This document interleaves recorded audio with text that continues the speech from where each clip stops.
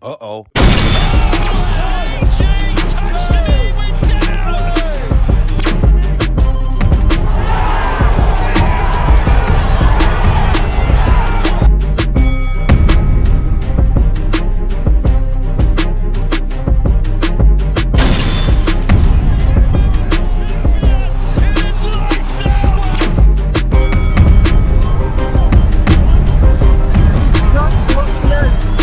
In her last two fights. Good way hitting him from now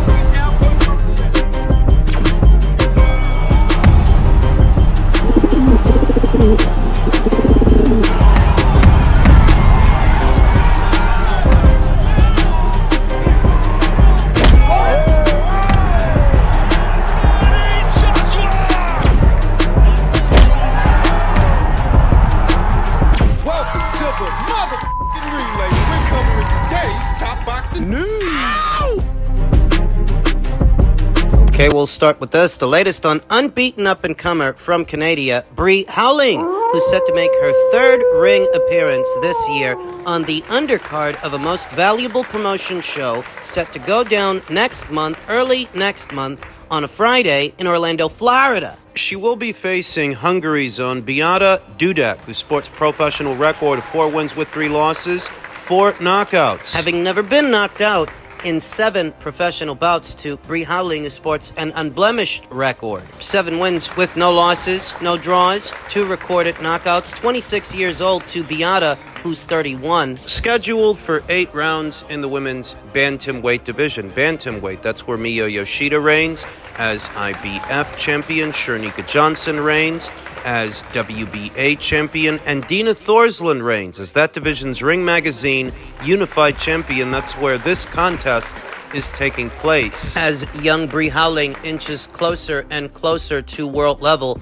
the world stage, to eventually one day fight for a world title. One of the more talented, unbeaten up-and-comers in the bantamweight division today. That's where she hovers around, 118 pounds. This has to mark as the most productive year of Howling's career since having gone pro. It marks the first time Howling has fought more than once in the same calendar year, because the schedule that she has been keeping, she's been fighting once a year for years now, and I'm sure that she would have liked to have been more active, but she didn't have a major promotional outfit behind her, anybody really behind her to get her fights and get her opponents. Recently, she inked a pact with King's Promotions. She fought 2 times under that banner earlier this year. She will be fighting under the most valuable promotions banner in this one. Now, I'm not sure if they're trying to set something up behind the scenes. Is Most Valuable Promotions trying to sign this fighter, and that's why they've decided to use her on this show? I don't know. This is a developmental fight. Beata Dudek of Hungary is coming off of 2 consecutive losses, one to Reina Telez and then another to Maureen Shea, both that took place this year. She seems to have 2 fights on schedule, 2 fights coming up. One later on this month, on the 25th, then the Howling fight next month on the 6th. It's not uncommon for gatekeepers and journeywomen, professional opponents like Beata Dudek to schedule more than 1 fight within a close span of time. Professional opponents? Yes, the kind of fighters that can give a talented young up-and-comer, a talented fighter, more talented than they are. The kind of fighters that can give a talented fighter some rounds, some work, but they don't have any illusions about how far they're going to go or what they're going to do. Professional opponents. Professional opponents like Beata Dudek, who will be facing Howling. saw action 2 times this year. Once against Noemi Bosquez in March, then again against Nancy Franco in May. Now she's facing Beata in September. And so because this has the look of a developmental fight, I am confident that Howling will make it through it. This schedule of activity and that momentum, it's important because it's that much easier for a fighter to carry over the improvements they're making from one fight to the next when they're fighting on a regular basis, as opposed to a more sparse schedule of activity where you're constantly having to shake off ring rust every time you get out there. Being more active keeps you sharper, better. Howling's a killer. Say it all the time. Even though she doesn't come from some deep amateur background, you would think she does. Just looking at her in action, she knows her way around the ring, her combinations, her movement, her fluidity, her ferocity, because she's spiteful. I've spoken to this fighter on at least one occasion, and you would never know it to look at Bree or speak to Bree that she's as ferocious a fighter as she is, because she's got a very calm, cool demeanor. Wouldn't know it to look at her, but she is a ferocious fighter, and I expect her to do the business early next month on the 6th. Keep your eyes peeled for the ring return of young Bree Howling. Men's welterweight news. Ryan Garcia goes off on Devin Haney. He said, like I said, I could tell the truth twice. I beat them easy, and like I said, they could watch me every day. They could watch me train. They could watch what supplements I take. They can blood test me every week, every day, after training. They could have a camera in my training camp. They can see what my plan is. They could see I'm gonna throw a left hook. They can know everything, bro. And this man will not beat me. I've ruined this man bad. I would do it every day just to prove that I'm the better fighter. He didn't beat me, bro. Bottom line. He didn't beat me. Didn't get close to beating me. It's just funny how Bill's continuing the same story that, you know, he's just trying to make it seem like I cheated. Nothing Bill said can make you seem like you cheated. It's the anti-doping tests you failed. That's what makes it seem like you cheated. It's the cockamamie excuses you made afterwards, blaming anyone from politicians to lizard people to Eddie Hearn, Victor Conti, the Haneys. That's what makes it seem like you cheated. Just for your own lawyers, your own legal team to say that the banned substance came from contaminated supplements you were taking. So what happened to all the people that you were blaming? That's what makes it seem like you cheated. You admitted to blowing the weight on purpose. You admitted that in spite of signing on to fight at a contracted weight of 140 pounds, you skirted around the rules and you did it on purpose. You came in 3 pounds over. So if you broke those rules, why wouldn't you break some more? Why wouldn't you cheat? That's what makes it seem like you cheated. You're not such an upstanding person, an upstanding character, that cheating is beneath you. Aren't you the guy that was hurling racial and Islamophobic slurs online? You're a piece of shit. You're garbage. Human garbage. So the idea that a piece of human trash like you might cheat to gain a competitive edge, it's in keeping with the decorum of who you are. You think I'm saying all this because I love Devin? I'm saying all this because I can't stand Ryan Garcia. I cannot stand this Jotopocho. Joe No Sabo, shoes with no socks on, wearing slacks, hair gel, West Coast wannabe. He's a fraud. And the poster child for this younger generation that greatly lacks character and greatly lacks integrity of any kind. This is not about Devin. If you've been with the channel long enough, you'll know that I couldn't stand Ryan Garcia long before he fought Devin because he's a fraud. He's an idiot. And every single thing that has happened in the subsequent days and weeks that have followed his fight with Devin has just compounded. It's just added to him being a bigger piece of shit than I initially thought he was. They're gonna have to fight again. Whether Ryan likes it or not, whether Devin likes it or not, they are each other's best options for a money fight moving forward. The other guys at welterweight, the other guys just anywhere at or around 140 and 147, they're not going to get the same money fighting one of them that they would get running it back with each other. That's just the truth. Turkey Al Sheikh wants to pay for it. They're gonna have to fight again. You won't get fighting Brian Norman, Eman Testanionis, or Jaron Ennis. What you would get, fighting each other. You don't need a belt to sell it. You don't need a title. They're gonna have to fight again. If and when they fight again, I think Devin wins the rematch. Rematches are often won by the fighter who can change, the fighter who can make adjustments. I think that's Devin more than Ryan, but I don't think Devin's going to knock him out. Why does that matter? Because if Devin's victory over Ryan is not as demoralizing as Ryan's victory over Devin was, you know Ryan's not going to stop talking. He's not going to stop trolling. He's not going to shut the fuck up. Here you have a guy who blew the weight by 3 pounds, which is indicative that you really weren't trying to make the weight, were you? Not if you missed it by that much. Tests positive for a banned substance and acts like nothing happened. Right? So that if you go in there and you fight him and you beat him, but you don't knock him down 3 times, you don't knock him out. He's not going to stop talking. Haney versus Garcia could turn out to be a trilogy.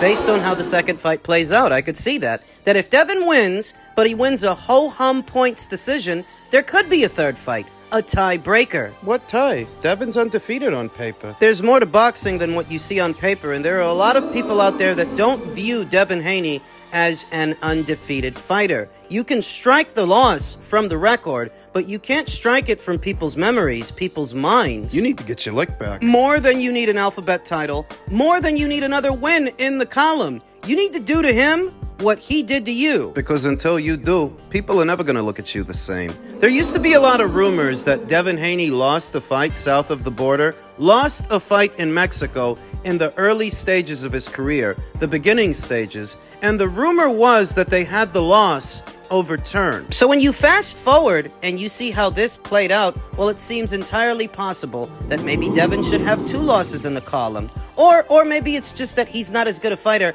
as people thought he was, because when so much time is spent likening Devin to Floyd Mayweather, expectations are going to be high because you made them that way. You did that. There needs to be another fight. And for Devin's sake, he needs to do to Ryan what he did to him. You look across that welterweight landscape and then you look over at these two, you guys can't hack it. You're not strong enough. You're not good enough. Devin can't crack an egg, and Ryan really isn't a good boxer. Devin is a good boxer, a decent boxer, but with no power. Whereas Ryan, he has power and he has speed, but no ring IQ. His guys at welterweight, they'll take the both of you, chew you up, and spit you out. So you better fight again. You better damn well better fight again. You're each other's best option whether you like it or not. You both suck. Better fight again, and it better be next year if you know what's good for you. Better do it. But he really wants to see you two fighting someone else. They want to see you fighting each other again. So you give the people what they want, or you shut your mouth. Got it? And finally, in men's heavyweight news, Daniel Dubois is more powerful than Anthony Joshua, according to 2-division champion Lawrence Okolie. Evaluating his character, he comes off as somewhat of a slime ball to me. Lawrence Okolie believes that Daniel Dubois has an advantage in power over Anthony Joshua. Dubois will defend his IBF heavyweight championship against Joshua at Wembley Stadium on September 21st. Dubois may head into the contest as the champion, but it is Joshua who is the favorite to win. With the odds makers, Okolie knows them better than most after training alongside Dubois during their time under Shane McGuigan and having been a long-term sparring partner of Joshua during his time at Team GB. The former cruiserweight champion considers Joshua the likely winner of the fight to determine London's leading heavyweight, but insists Dubois has heavier hands. So wait a minute, you're saying you think he's a slime ball because he thinks Daniel punches harder than Anthony? No, I think he's a slime ball because I don't think he would be talking like this if he were still with Matchroom or still with 258 management. Remember, it was over a year ago that Lawrence Okolie parted ways with Matchroom and parted ways with 258 management. Okay. I'm just saying, I don't think he would be saying things like this if he still were with 258.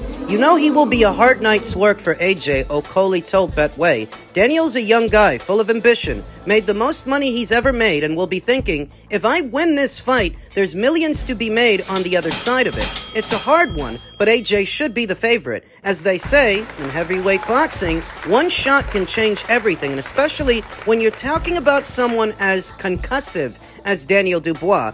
Daniel is more heavy-handed. His hands are just naturally powerful if he lands, but AJ has speed power. I actually agree with that. I don't know who hits harder, Anthony or Daniel, but to the eye, Anthony's quicker to the draw than Daniel. He seems to have faster hands and more snap in his punches than Daniel. Daniel. Lawrence continued, AJ will be able to land a shot a lot quicker than Daniel Dubois. For example, let's say Daniel is a 10 for punching power, AJ might be a 9, but AJ might be a 9 for speed and Daniel might be a 7 or 8, so it depends on what you like. You've got a mix of speed and power. It makes it sharp and explosive, and if it lands, we've seen what happens when Anthony Joshua lands one clean shot. Dubois was eventually stopped by Alexander Usyk in his previous world heavyweight title tilt, but he has since impressed by stopping both Jarrell Big Gravy Miller And Philippe Slow Hervik. both represented career best wins. So let's go off of what Lawrence Okolie is saying, that in terms of power, Anthony is a 9 and Daniel is a 10, but in terms of speed, Anthony is a 9, whereas Daniel is a 7 or an 8. The combination of Anthony Joshua's speed and power makes him quicker to the draw and just as devastating as Daniel Dubois, that the difference in power between them might be negligible, and it may not come down to power so much as who can land first. It may come down to speed. Speed and defense. Daniel Dubois does not have the best defense. He's no defensive wizard. Even in that Filip Hrgovic fight that he won by wearing him out, He got hit a lot. He got hit with a lot of right hands. You know what I think? If Philippe can land that many right hands on you, Anthony can land that many right hands on you, but he may not have to. Just a few might be enough to do you in. Lawrence Okolie continued, one thing you don't want is Daniel getting rhythm, getting comfortable, and landing shots because he punches hard, added Okolie. We've seen him in the fight with Alexander Usyk where he put him down. Was it a low blow or not? We've seen him against Filip Hrgovic, who is a really good boxer. He was landing some concussive shots and getting the job done. And we've seen him against Jarrell Big Gravy, where he outworked him to a stoppage through blood and guts. And in every one of those fights that Lawrence mentioned, he got hit. He got hit a lot. Power is one of those things that's easy to interpret and easy to appreciate. Power. But not everything comes down to power. I mean, consider the Deontay Wilder versus Joseph Parker fight. Many people would have told you going in that Wilder is the harder puncher by and large. Wilder is the more concussive puncher, but who won? Joseph. They would have told you the same thing going into the Wilder versus Fury fight, the Wilder versus Fury fights, that of the two, Wilder has more power, but who won? Fury. You can go back even further. You can apply that logic to Mayweather versus Pacquiao. Many people would have told you Manny Pacquiao is the harder, more concussive puncher of the two. But when they fought, who won? Mayweather. The point I'm making is it all doesn't just come down to power, not just power by itself, especially in a situation where the difference in power is negligible, that maybe Daniel is a bigger puncher than Anthony Joshua, just for argument's sake. I'm not even saying that I agree with that, but if it's the way that Lawrence says it is, that Daniel is a 10 in terms of power, whereas Anthony is a 9... The difference is negligible. It's not that big a difference. Ultimately, both guys hit hard enough to knock each other out. So it's gonna have to come down to something other than power. And that's where speed comes in. That's where defense comes in. Fundamentals. That tactically and technically, Anthony is a more well-schooled boxer than Daniel Dubois. His amateur pedigree, his Olympic gold medal. And frankly, he's a lot more experienced as a professional than Daniel Dubois. How do the two best guys that Daniel beat stack up with the two best guys that Anthony beat? For the pressure fighter that Daniel fought in Jarrell Miller, I will raise you Alexander Povetkin, an even better, more proven pressure fighter who's also an Olympic gold medalist. For the good boxer that Filip Hrgovic is, I will raise you Joseph Parker, I will raise you Otto Wallin. Fuck them, I'll raise you Vladimir Klitschko. Bottom line, it doesn't all boil down to power. It doesn't all boil down to who hits harder, I don't think. Even if Daniel hits a smidge harder than Anthony Joshua does, it may not boil down to who hits harder, but who lands first. That and who has better defense. I think Anthony has better range of motion, is more fluid, coming forward or moving backwards or moving lateral, behind the jab or stepping into it. I think Anthony's better in all those departments. What I think? Daniel's gonna try to rush him, land something big early while being aggressive, and being aggressive, he's gonna walk into something hard. I think Anthony knows that. I think Ben Davison knows that. And they're preparing for it. They're ready.